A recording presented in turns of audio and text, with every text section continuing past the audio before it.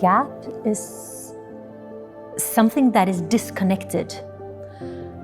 Parts in your life or in your life world are disconnected from each other.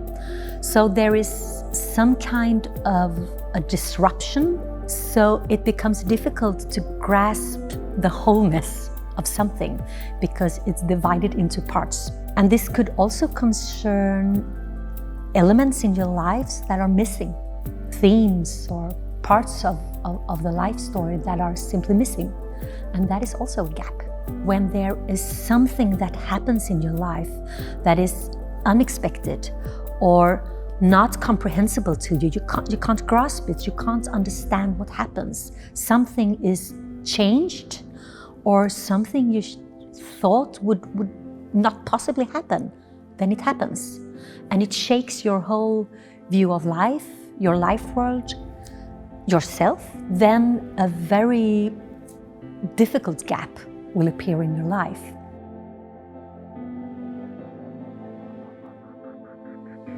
You might have gaps inside of you where you don't understand yourself anymore or you do not recognize yourself anymore. You also might experience gaps between you and other people or between you and a totally new situation.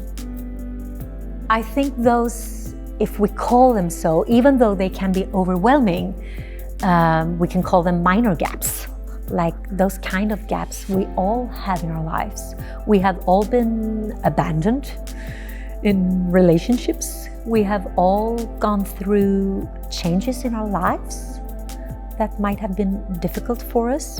And those are parts of life. We can't escape them.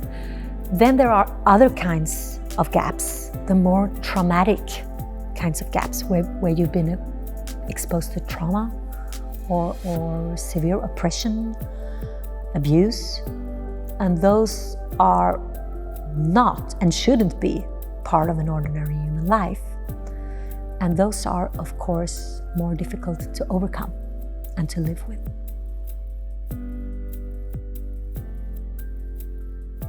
Many gaps are contextual. So you need to address the context of the person in order to understand the gap. You might experience a gap within yourself in one specific context, but not in another one. And perhaps you can find another context where the gap slowly could be closed. If a person lives in a society where there are very strong norms concerning gender identity or how you should live as a person of a specific gender, and the person feels that this is really not how I would live my life or how I would like to act or who I am, then it will, of course, be a gap within that person if he or she has to adapt to the context. The gap will be within. If the person is in another context where it's more okay to express oneself in ways that are not so gender stereotypical, then this gap will slowly close because it's permitted to express yourself in another way. But of course, there is also a risk that another gap appears, namely that the person is in another context, which he or she is not so familiar with. So he or she might experience another kind of gap, which hopefully can be overcome. Denial is good for us in certain circumstances. It supports us to be able to handle the situations. But if we are in denial for a very long time and we can't see reality as it is, and we internalize the denial, then it will likely hinder us from living a full life and from seeing reality as it is. And if we don't see reality as it is, it's difficult for us to interact with others and with the world we are living in. We should be careful not to pathologize suffering or pathologize gaps in our lives. It might not necessarily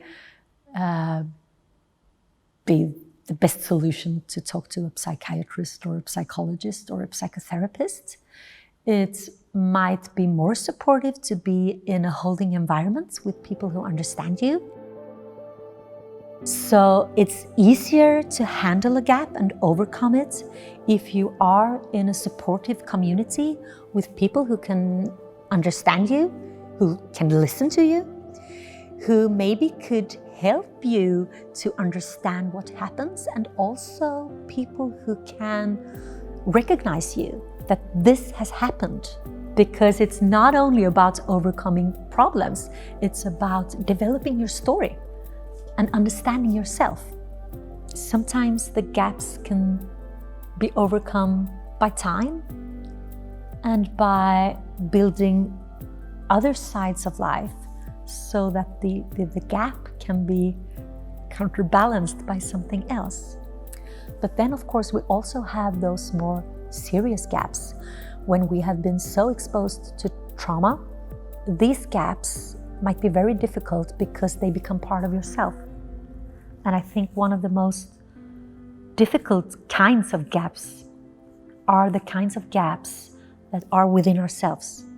When there are sides of ourselves that can't understand, when we feel disconnected from ourselves. I do not mean that we should have this idea of a perfect unitary self. This is I, and I'm always the same person. We have different sides, and we can experience that, oh, is this really me, or how should I be in this situation? But when a person is really feel that he or she is fragmented or can't understand their own actions or reactions or themselves, like if they are fragmented themselves, this is very, very painful.